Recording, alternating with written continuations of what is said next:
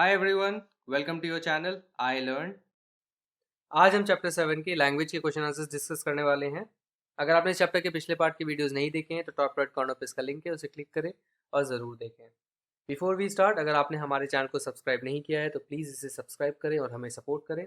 Also press the bell icon. कॉलोकेशंस।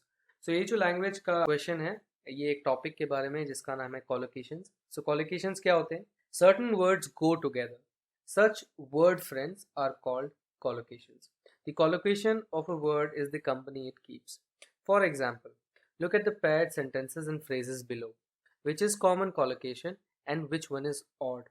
Strike out the odd sentence or phrase. So कुछ words आपस में काफ़ी mail खाते हैं या आपस में साथ में यूज़ किए जाते हैं। जैसे हम बोलते हैं क्या तुमने बात कर ली, या हम कभी कभी बोलते हैं कभी तुमने बातचीत कर ली। तो बातचीत हम साथ साथ बोलते हैं। तो क्या तुम्हारा खाना पीना हो गया? ये खाना और पीना साथ साथ ये वर्ड जाते हैं, दे गो टुगेदर। बहुत ही यूज होता है इनका एंड ऐसा लगता है कि ये बिलोंग करते हैं। ऐसा नहीं लगता है कि हम कुछ अटपटा बोल रहे हैं। क्या तुम्हारा पीना खाना हो गया? ऐसा नहीं बोलते, हमेशा खाना पीना बोलते हैं। तो इनका एक ऑर्डर भी सेट होता है एंड इनकी एक पेयरिंग हो जाती है। इतना ज़्यादा ये यूज होता है आपस में कि ये इनकी एक पेयरिंग सेट हो जाती है। In fact it's not just about कि दो नाउन को आप ले लें, कभी कभी एक कंप्लीट फ्रेज की क्या एडजेक्टिव हम यूज़ करेंगे एंड किस वर्ब के साथ यूज़ करेंगे, ये भी एक तरह से काइंड ऑफ सेट हो जाता है बिकॉज इतना ज़्यादा उसका यूज़ होता आ रहा है।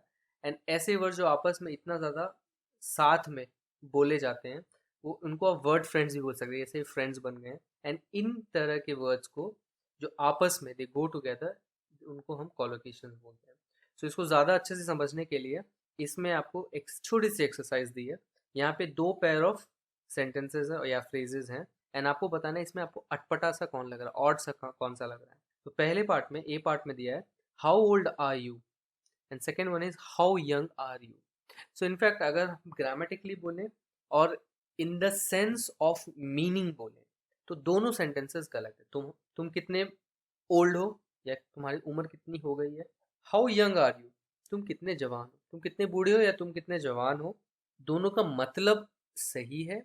दोनों का मतलब आप समझ जाओगे कि आपकी आयु या आपकी एज से रिलेटेड ये क्वेश्चन है। लेकिन हम आप कितने जवान हैं नहीं पूछते हैं, आप कितने ओल्ड हैं, कितने बूढ़े हैं पूछते हैं।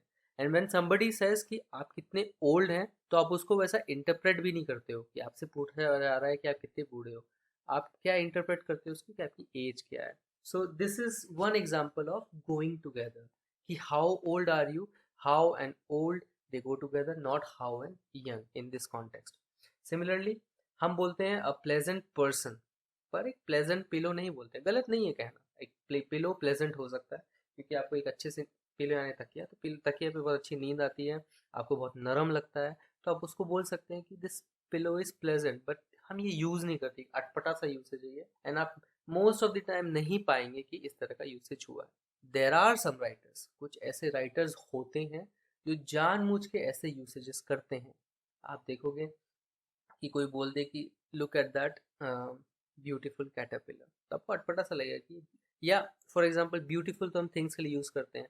Somebody would say look at that handsome caterpillar, तो आपको अटपटा सा लगेगा, अरे हैंडसम वर्ड का इस्तेमाल तो सिर्फ हम आदमियों के लिए करते हैं, कभी भी किसी ऐसे इंसेक्ट्स के लिए यूज नहीं करते। शायद ब्यूटीफुल यूज करते हैं पर हैंडसम नहीं। सो आपको वो अटपटा सा लगेगा, बट कभी कभी कुछ ऑथर्स जानबूझ के ऐसे वर्ड्स का यूज करते हैं। बट यहाँ इस एक्सरसाइज में आपको समझना है कि कोई भी भाषा हो, चाहे हिंदी चाहे इंग्लिश, कुछ वर्ड्स इतने ज़्यादा आसपास यूज़ किए जाते हैं, साथ में यूज़ किए जाते हैं कि वो ऐसा लगता है कि दे गो टुगेदर, ऐसा नेचुरल सा लगता है उनका साथ में यूज़ करना। सो फर्स्ट एक्सरसाइज है, here are some nouns from the text. कुछ नाउन्स हैं जैसे culture, monks, surprise, experience, weather, tradition. Work with a partner and discuss which of the nouns can collocate with which of the adjectives given below first one has been done for you. So अब आपको of course इसमें आपको teacher की help चाहिए, but आपको as a अपने partner के साथ ग्रुप में एक्सरसाइज करनी है। ट्राई करना है कि आपको क्या लगता है कि इन पर्टिकुलर नाउन्स के साथ कौन से एडजेक्टिव्स कॉलोकेट करते हैं। कॉलोकेट करना यानी दे गो टुगेदर, सर नेचुरल लगना चाहिए कि ये जो है इनके साथ यूज होते हैं। सो कल्चर के साथ फॉर एग्जांपल यू से कि ये बहुत ही यूनिक कल्चर है, तो unique culture. You don't say it's a terrible culture, हालांकि you can use the word, you can say ये कल्चर बहुत ही खराब है, it's a terrible culture, but ज़्यादातर वी डोंट यूज दिस। आप ये भी नहीं बोलते बहुत ही अनफॉरगेटेबल कल्चर है। अनफॉरगेटेबल कल्चर बोलने में कुछ गलत नहीं है, बट इसका इतना ज़्यादा यूज़ होता नहीं है. It's a serious culture. You don't से दिस अलॉट. एंशियंट कल्चर, ये ट्रू है. You say that India has an ancient culture. So ancient culture का बहुत इस्तेमाल होता है.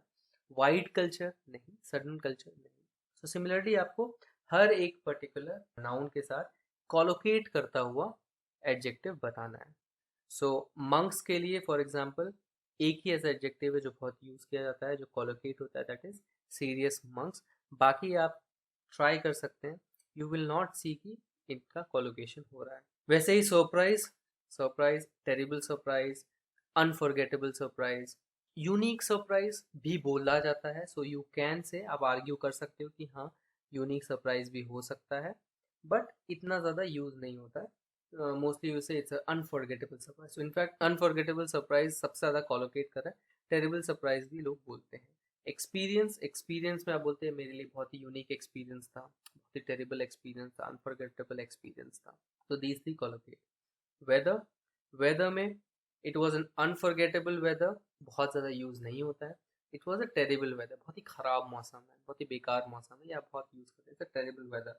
बारिश होने लगी जो आपको नहीं चाहिए था, ठंड हो गई जो आपको नहीं चाहिए था, गर्मी गर्मी हो रही है, ये तो होता ही रहता है. एंड यू ऑलवेज से कि it's a terrible weather. Tradition, there is a unique tradition in our house, तो हमेशा लोग यूनिक ट्रेडिशन बहुत ज़्यादा यूज़ करते हैं. जैसे एंशियंट ट्रेडिशन, एंशियंट ट्रेडिशन बहुत यूज़ करते हैं, बाकी इतना ज़्यादा यूज़ नहीं करते. तो this is collocation. Now second exercise जो है, it is also very much related to collocations but in a different way. So पहले वाले क्वेश्चन में आपको नाउन और एडजेक्टिव का जो पेयर है उसमें collocation कैसे होता है, इसमें कुछ ऐसे phrases हैं जहाँ पे कुछ ही nouns का इस्तेमाल होता है. So complete the following phrase from the text. For each phrase can you find at least one other word that would fit in the blank. तो यहाँ पे आपको एक एग्जाम्पल, ये फ्रेजेस के कुछ पार्ट्स दिए गए हैं एंड आपको टेक्स्ट में से यूज करके उसको फिल इन द ब्लैंक करना है. एंड फिर आपको एक अनदर वर्ड देना है जो कि इस पर्टिकुलर फ्रेज में इस ब्लैंक में फिट हो सकता है. इसका मतलब आपको एक ऐसा वर्ड बताना है जो कि कोलोकेशन बना दे, जो फ्रीक्वेंटली बोला जाता है. सो इसको ज़्यादा अच्छे से समझते हैं. First one is tales of. तो इस पर्टिकुलर चैप्टर में हमने देखा था कि they talk about tales of valour, वो अपनी स्टोरी सुनाते कोडोवो people. So tales of valour, साथ में वैलर की जगह ब्रेवरी आ सकती है, they mean the same thing, but tales of bravery बहुत ज़्यादा यूज में भी आती है in fact day to day languages में. Tales of heroism. So coastal, आपके टेक्स्ट में जो वर्ड है that is coastal town. And in fact coastal के लिए आप यूज़ कर सकते हैं वर्ड जैसे कोस्टल फूड, या आपने कोस्टल फूड खाया है for example. A piece of. So a piece of, इस पर्टिकुलर टेक्स्ट बुक में आपका जो वर्ड यूज़ किया गया that is heaven, a piece of heaven, this place is a piece of heaven. But a piece of के साथ आप क्या क्या यूज़ करते हैं, a piece of cake, can I have a piece of cake please. Evergreen, तो यहाँ पे जो वर्ड यूज़ किया गया that is rain forest. Evergreen के साथ आप यूज़ करते हैं for example mood, he has an evergreen mood, हमेशा खुशहाल रहता है वो, evergreen. He is an evergreen person, evergreen personality. इस तरह से भी आप वर्ड यूज़ करते हैं एवरग्रीन के साथ. प्लांटेशंस, तो प्लांटेशंस का यहाँ पे हुआ है कॉफ़ी, आप टी प्लांटेशंस भी बोलते हैं. नेक्स्ट इज ब्रिज, तो आप के में यूज़ हुआ है रोप ब्रिज. अनदर जो ब्रिज के हम यूज़ करते हैं is foot bridge, root bridge. For example आप नॉर्थ ईस्ट में जाएंगे तो एक फेमस रूट ब्रिज है जो पेड़ों के रूट से बन के एक ब्रिज बन गई है, so that's root bridge. Wild, wild elephants आपके टेक्स्ट बुक में है इस चैप्टर में, बट आप नॉर्मली कहते हैं वाइल्ड एनिमल्स. वाइल्ड बिहेवियर, जंगली पना कर रहा है कोई पर्सन, सो वाइल्ड बिहेवियर. नाउ अगर मैं आपको और अच्छा सा एग्जांपल दूं, जस्ट टू अंडरस्टैंड कि कोलोकेशन को आपको किस तरह से समझना है, ये कोई सेट ऑफ रूल्स नहीं है कि आपको इसके साथ ये यूज़ करना चाहिए. लैंग्वेज में अगर आपका ग्रामर सही है, सिमेंटिक्स सही है, मीनिंग सही आ रहा है, तो कभी भी आपको कोई भी लैंग्वेज रेस्ट्रिक्ट नहीं करती है कि आपको इन वर्ड्स का ही, इन पेयर ऑफ वर्ड्स का इस्तेमाल करना है. आप एक्सपेरिमेंट हमेशा कर सकते हैं, बट इस चीज़ को समझने के लिए बेस्ट एग्जाम्पल इज, आप हमेशा कहते हैं coffee mug and tea cup. Coffee cup भी लोग बोलते हैं, लेकिन जब भी आप कभी भी कुछ खरीदने जाते हैं कि आप मुझे एक टी कप दिखा सकते हैं, and at the same time आप बोलते हैं आप मुझे कॉफ़ी मग दिखाइए. उस कॉफ़ी मग में आप चाय भी पी सकते हैं, आप टी कप में कॉफ़ी भी पी सकते हैं, आपको कोई नहीं रोक रहा है. सो इनफैक्ट डेली लाइफ में आप कॉफ़ी मग का इस्तेमाल पानी पीने के लिए भी कर सकते हैं, चाय पीने के लिए भी कर सकते हैं, लेकिन उसे बुलाया कॉफ़ी मगी जाता है। तो it's a very good example of collocation. कैसे कोलोकेशन से उस चीज़ का नाम ही पड़ गया है। आप हमेशा बोलते हैं give me a glass of water, give me a cup of tea. So आप हमेशा बोलते हो कप ऑफ टी, एक कप चाय देना।